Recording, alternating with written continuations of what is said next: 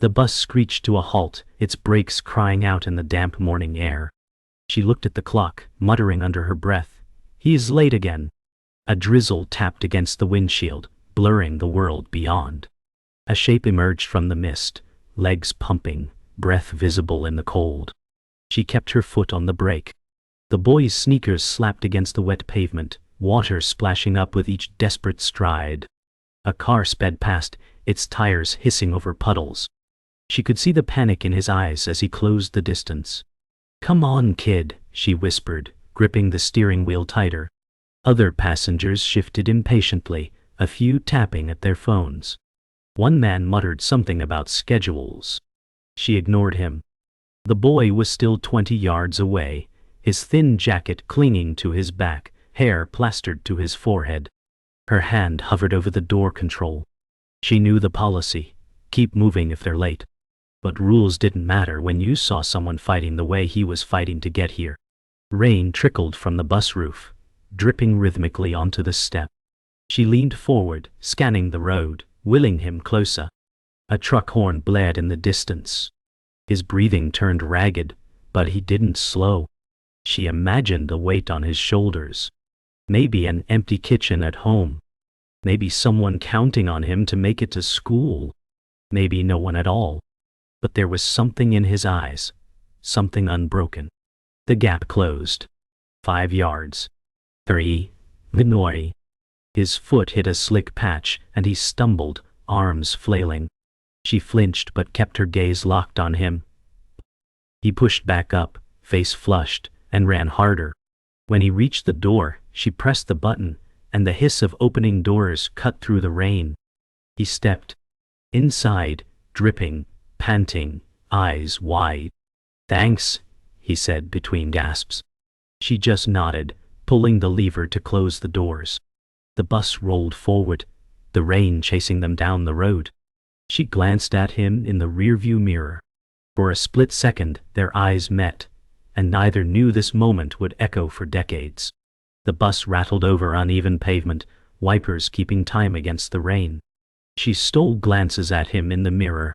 His backpack was frayed, one strap hanging by threads.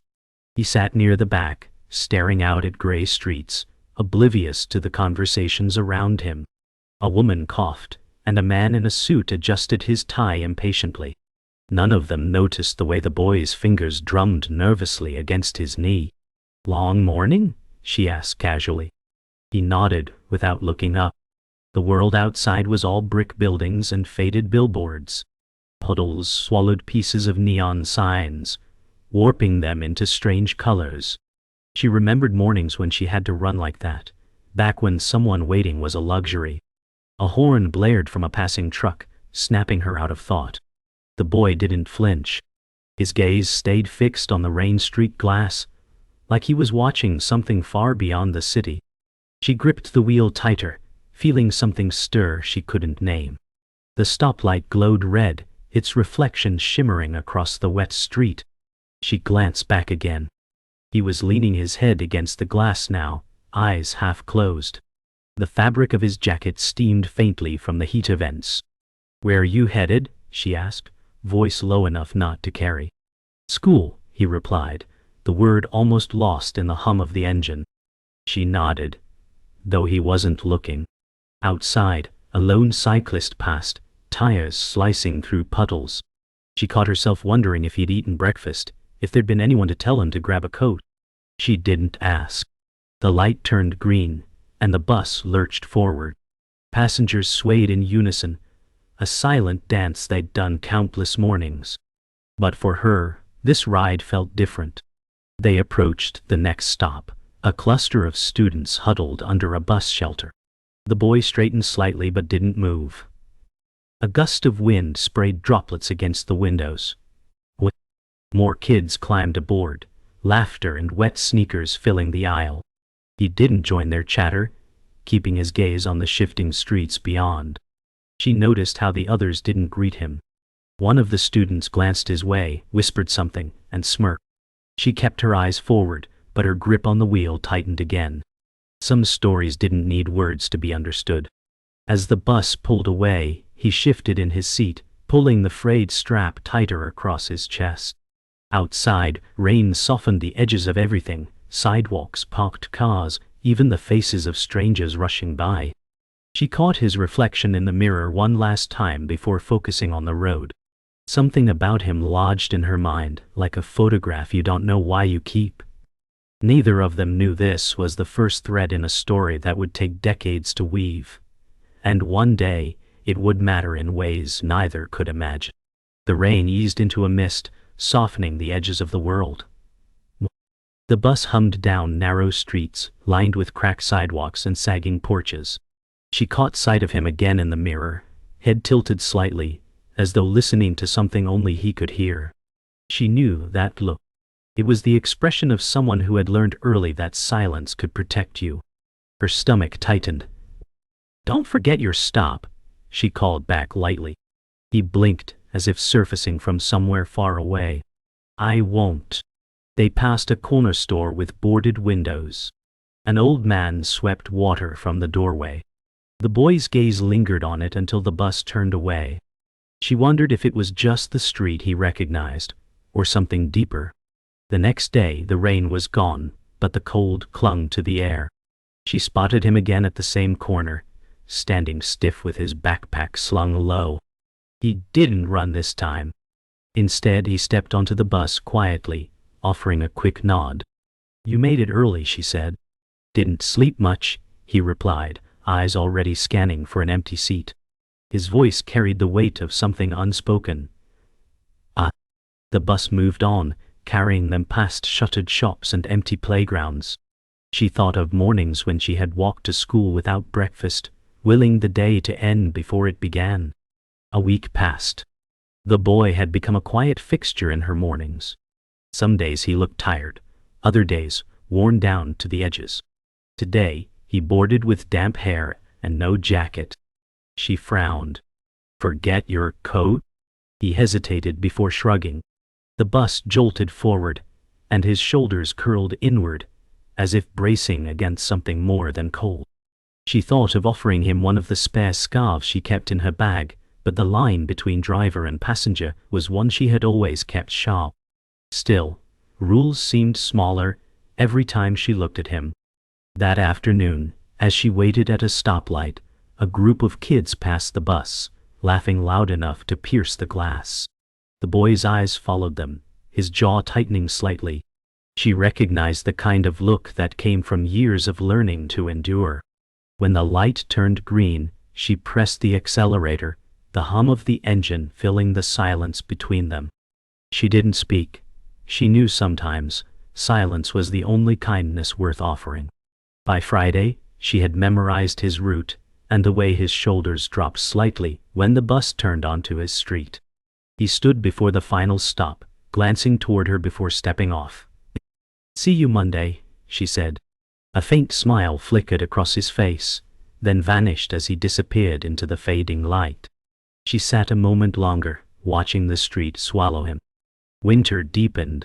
The mornings turned sharper, each breath forming clouds in the air. She noticed the boy arriving later each day, sometimes running, sometimes walking with slow, deliberate steps. One morning he stumbled onto the bus with a torn backpack strap and a bruise just visible beneath his hairline. She said nothing, but her hands gripped the steering wheel until her knuckles whitened. The bus rolled forward, tires hissing against frosted asphalt. Somewhere behind her the boy shifted in his seat, the sound small but enough to anchor her thoughts in worry. That afternoon, she found herself slowing the bus as it neared his stop, scanning the street ahead. He stepped off, shoulders hunched, disappearing down an alley instead of the usual sidewalk. Her chest tightened. She thought of calling out, but the door had already closed, and the schedule pulled her forward. Still, the image of him walking into shadow stayed with her long after. The next morning, he was at the corner early, his hands buried deep in his pockets. He stepped aboard without speaking, his gaze fixed forward. She caught a faint shadow under his eye, a mark hidden unless you knew where to look. The bus rattled through streets slick with frost. She wondered how many times someone had noticed, but chosen to look away. She wasn't sure she could be that kind of person. A storm rolled in by midweek, snow piling against curbs. She nearly missed him in the white haze, standing half-hidden under a flickering street lamp. When the bus stopped, he stepped in, snowflakes clinging to his hair. "Rome morning?" she asked. "Could be worse," he said, settling into his seat. She couldn't tell if he meant it. By Friday, the storm had passed, leaving streets bright under a pale sun. As he stepped off, she called after him without thinking, "Stay warm, all right?" He glanced back, the faintest smile pulling at the corner of his mouth. Then he turned away, disappearing into the brightness. She didn't know it, but she'd already become a fixed point in his world. The bus pulled up to the corner, but he wasn't there.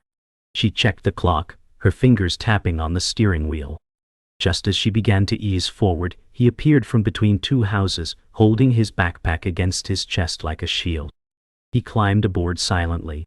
This time there was no nod, no faint smile, only eyes that carried a weight far heavier than his years. She noticed his hands trembling slightly, knuckles scraped raw. The ride was quiet, the hum of the engine broken only by the occasional squeal of brakes. She wanted to ask, but the line between concern and intrusion felt razor thin. Still, she knew something had shifted. Midway through the route, he pressed the stop button earlier than usual. She slowed, pulling to the curb. "This isn't your stop," she said quietly. He hesitated, then replied, "It is today." He stepped off into a narrow side street. Through the mirror, she saw him pause, scanning the empty road before disappearing into a doorway. Something about the way he looked over his shoulder made her chest ache. That evening, she passed the same side street on her way home. The door he had entered earlier stood half open, light spilling onto the cracked pavement. Voices echoed faintly, sharp, hurried, and laced with anger. She slowed but didn't stop. Some boundaries were made for survival, but the sound followed her all the way down the block, stirring something that felt too close to old memories. The next morning he didn't appear. She waited until the clock forced her to move on. The empty corner lingered in her mirror long after it vanished from sight. By the last stop, her mind was elsewhere. She told herself he'd simply missed the bus. But deep down, she knew absence could speak louder than words. 3 days later, he was back. The bruise near his temple had darkened, but his voice was steady when he said, "Morning." She didn't ask. Instead, she nodded, starting the bus with a quiet hum. The first snow of February fell heavy, blanketing the streets in silence. As she neared his stop, she saw him waiting without gloves, his breath rising in sharp clouds. When he stepped aboard, she handed him a spare pair from her bag without a word. He froze, then took them, murmuring something she couldn't quite catch. It was the first time she'd seen his eyes soften. Halfway through the route, the bus jerked to a stop at a red light. He shifted in his seat, turning to face her. "Why do you wait for me?" The question hung in the air like a held breath. She met his gaze in the mirror. "Because someone once waited for me," she said simply. The light turned green, and the bus moved forward, carrying the unspoken weight between them. The next morning, he was late, running again, breath visible in the icy air. She waited, watching his figure grow closer, until he burst through the doors. This time, his smile reached his eyes. In that moment, she realized she'd stopped thinking of him as just a passenger. He was something else entirely, though she didn't yet have a name for it. Later that week, as the bus pulled into his stop, 2 men stood nearby, arguing in low, tense voices. He froze halfway down the aisle, eyes flicking toward them. "You can stay on if you need to," she said quietly. He hesitated, then returned to his seat. The bus pulled away, leaving the figures shrinking in the mirror. That night, she couldn't sleep. She kept thinking about the way his shoulders tensed, the way his gaze darted toward the street. Some truths she knew didn't need to be spoken to be understood. She made a silent promise to herself. She would keep waiting for him, no matter how late he ran, no matter the weather, no matter the cost. The city bustled outside the hospital, its neon lights flickering against rain-slick streets. Inside, Dr. Aarav Mehta, now 32, moved briskly through the surgical ward, his white coat flowing behind him. His eyes carried the calm intensity of someone who had seen both life and death countless times, yet never lost the human touch that defined him. Nurse Priya approached, her voice steady but urgent. "We have an emergency case, Dr. Mehta. Severe cardiac distress. Ambulance is 2 minutes out." Aarav nodded, already sanitizing his hands. "Prep the OR. Let's move." The automatic doors swung open. A stretcher rolled in, paramedics guiding it. Aarav glanced at the patient and froze for a fraction of a second, the weathered face, the familiar eyes. Memories flooded back. A crowded bus, warm encouragement, the smell of dust and diesel. It was her, Meera, the bus driver who once changed his life with a simple act of kindness. His heartbeat quickened, but his hands remained steady. "She's crashing. We don't have time," he told the team. Inside, his resolve hardened. This was no longer just a patient. This was a debt of the soul, long owed, now ready to be repaid. The OR hummed with the quiet violence of preparation, steel tools clinking, gloves snapping, heart monitors beeping in restless rhythm. Aarav stood at the sink, scrubbing with deliberate precision. He looked into the reflection of his mask-covered face in the polished steel wall and inhaled deeply. Priya's voice came over the intercom. Patient's heart rate unstable. Oxygen saturation dropping. Aarav stepped into the OR. Hands raised, eyes locked on Meera's still form under the surgical lights. He addressed the anesthesiologist. "Full sedation. Let's stabilize her vitals before we open." His tone was unwavering, yet every beat of the monitor was an echo of a bus engine from decades ago. As the nurses draped the sterile sheets, he remembered her laughing voice over the roar of traffic. "One day, you'll drive something bigger than a bus." Today he wasn't driving. He was steering her life back from the edge. Scalpel in hand, Aarav made the first incision. The sterile silence broken only by the measured beeping of the heart monitor. The surgical team moved like clockwork, each motion precise, every second precious.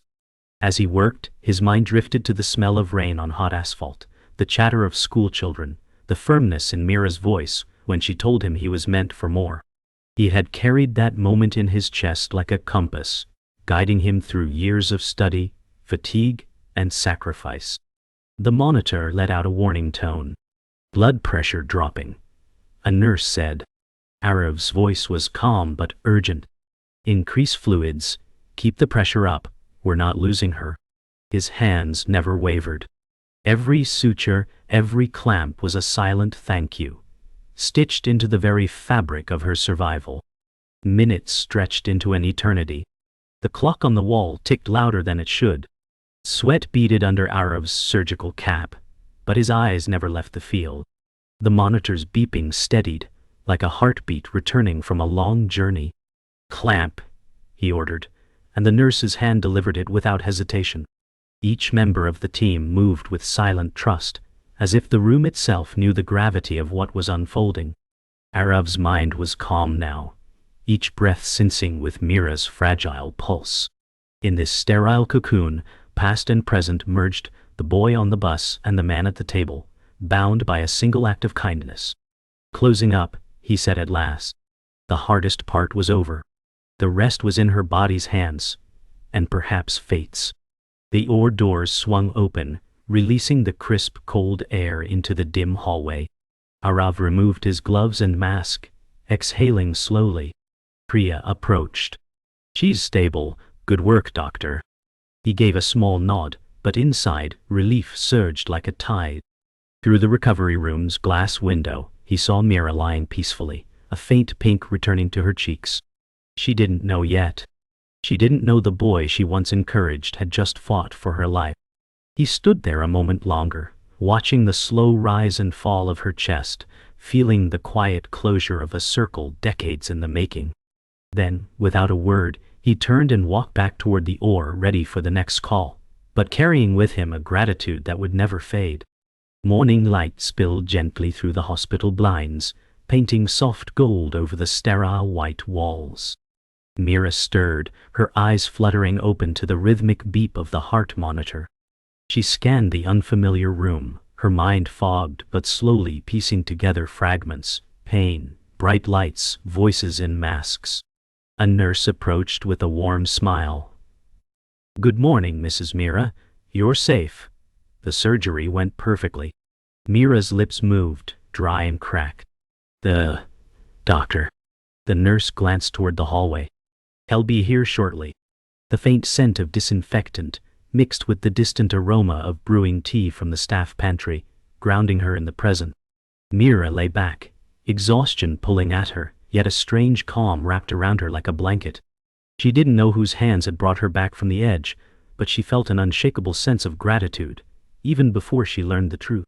The door creaked open, and Aarav stepped inside, now in a clean white coat over casual clothes, a stethoscope draped loosely around his neck.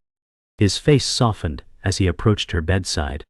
Meera's eyes studied him, something faintly familiar tugging at her memory. "Doctor, have we met before?" Her voice was raspy, uncertain. Aarav smiled, pulling a chair close. "A long time ago, ma'am. You once waited for a boy who was late for the bus. You told him to never stop running toward his dreams." Her eyes widened, the years peeling away in an instant. The image of a skinny, breathless teenager boarding her bus came rushing back. She covered her mouth, tears welling. "That boy was you?" Aarav nodded, his voice breaking slightly. "And today, it was my turn to wait for you." For a moment, the hum of the fluorescent lights and the faint whoosh of the air conditioner faded, replaced by the echo of an old diesel bus engine in both their minds. Meera's tears rolled freely now, each one carrying decades of unspoken pride. "I always knew you'd be someone important," she whispered. Aarav shook his head gently. "You were the first to believe in me. That day, I was ready to give up. But you waited, and that made all the difference." They sat in silence for a moment, the air heavy with shared history. Outside, the city roared on, unaware of the quiet reunion unfolding in a small recovery room. "I owe you my life twice now," Aarav said, his voice low but steady. Meera chuckled softly, despite the ache in her chest. "Then I guess we're even." But they both knew some debts aren't meant to be repaid, only honored. The sunlight shifted, casting long, warm streaks across the bed, as if time itself was slowing to give this conversation the space it deserved. Later that day, Aarav returned with a small gift, a neatly folded old bus ticket, preserved in plastic. "I kept this from that morning," he said, placing it in her palm. "A reminder of where I started." Meera's fingers trembled as she held the faded paper, its edges worn with time. She traced the date with her fingertip, her lips curving into a bittersweet smile. "I never thought something so small could travel so far." Aarav's eyes softened. "Kindness always travels far, ma'am. Farther than we can ever see." The room felt lighter, as if the walls themselves had absorbed the weight of years gone by. Somewhere outside, a bus horn sounded faintly, carrying a note of familiarity that made Meera's heart swell. She tightened her grip on the ticket, as though holding on to both past and present at once. As the day drew to a close, Aarav stood at the doorway, watching Meera drift into peaceful sleep. The heart monitor's steady rhythm echoed the bus engine from years ago, carrying both of them forward into a future forever intertwined. He stepped into the hallway, the sunset spilling amber light across the polished floor. Outside, buses rolled past, their engines humming like a familiar lullaby. Somewhere in the city, another small act of kindness was taking root, maybe in a bus driver's patient wait, maybe in a stranger's gentle word.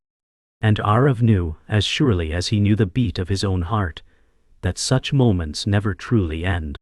They ripple outward, saving lives in ways we may never see.